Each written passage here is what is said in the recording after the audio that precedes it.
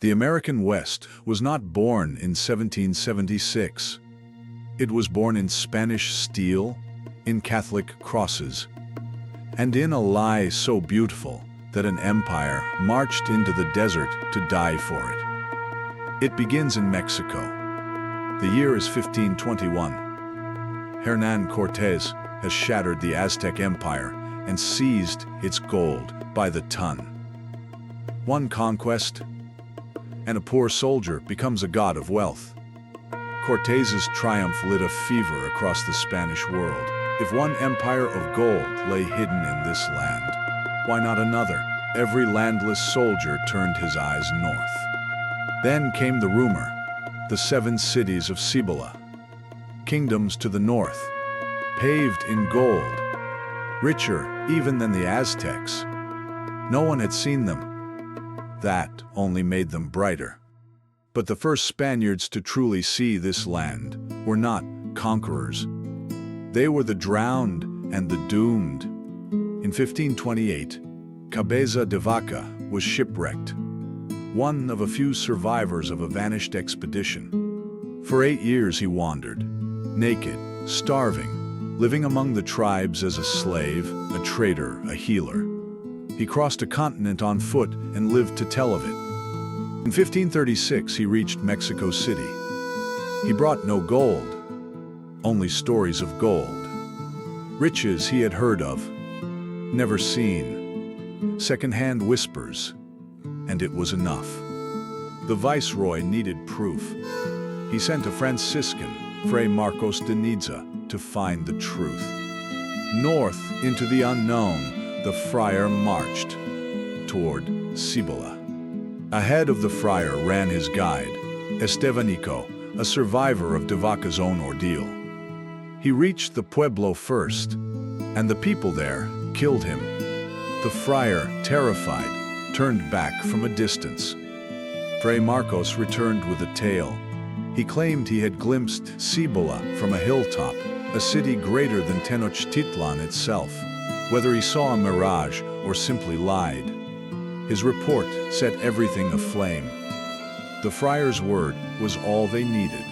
The viceroy approved the largest expedition North America had ever seen.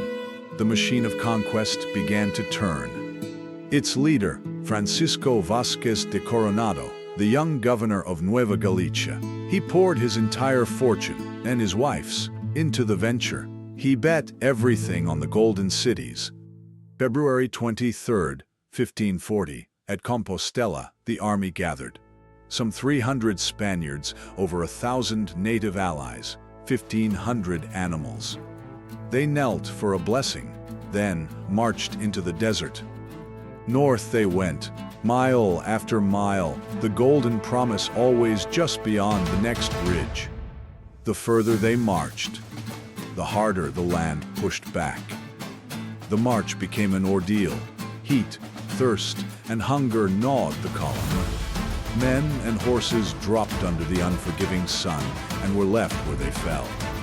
Then came the mountains, steep, broken, endless. Pack animals plunged from the trails. Every pass demanded its tax in blood and beasts, and still they pressed on. The land was not empty. The tribes whose ground they crossed met them with arrows from the heights. Every river crossing, every canyon could become a killing place. In July 1540, they reached Cibola at last, and there it stood. Not a city of gold, but Hawikuh, a modest Zuni pueblo of mud and stone. The friar's vision was a fantasy. Hunger turned to rage. They had marched 1,000 miles for this. There was no gold, no 7 cities, only the bitter taste of the lie they had swallowed. Starving, the Spaniards demanded food. The Zuni refused. So the conquerors attacked the very people whose city had dashed their hopes. Desperate and bitter and armed, Coronado, gleaming in his gilded armor, drew every stone the defenders could throw. They beat him to the ground. His own men dragged him out, half dead, but the pueblo fell. They took the village and found corn, beans, turquoise. No gold. The dream of Cibola died in the dust of Hawikuh. There were no 7 cities. There never had been. The men turned on Fray Marcos. His golden city was rubble, loathed and disgraced. The friar was sent back to Mexico in shame. The man whose tale had bought them all this misery. Scouts pushed out in every direction, still hunting riches. One party, under Cardenas, became the first Europeans to stand at the Grand Canyon, a wonder of the world, and worthless to men who wanted gold. They wintered on the Rio Grande, seizing food and shelter by force. The Tiguex pueblos rose against them. Months of bitter fighting followed. The conqueror's welcome paid back in blood and ash. Then a captive guide spoke. The Spaniards called him the Turk. He told of a land far to the east, Quivira, overflowing with gold and silver. Drowning men grab any rope, Coronado believed. In the spring of 1541, they marched east again, following the Turk. The mountains fell behind them. Before them opened an ocean of grass with no shore in sight. They crossed a land of marvels, herds of bison so vast they covered the earth like a moving sea. The men had no word for them. They called them hump-backed cows. But cows were not gold. They met the nomads of the plains, following the herds with their tents and dogs. Generous, curious, poor in metal.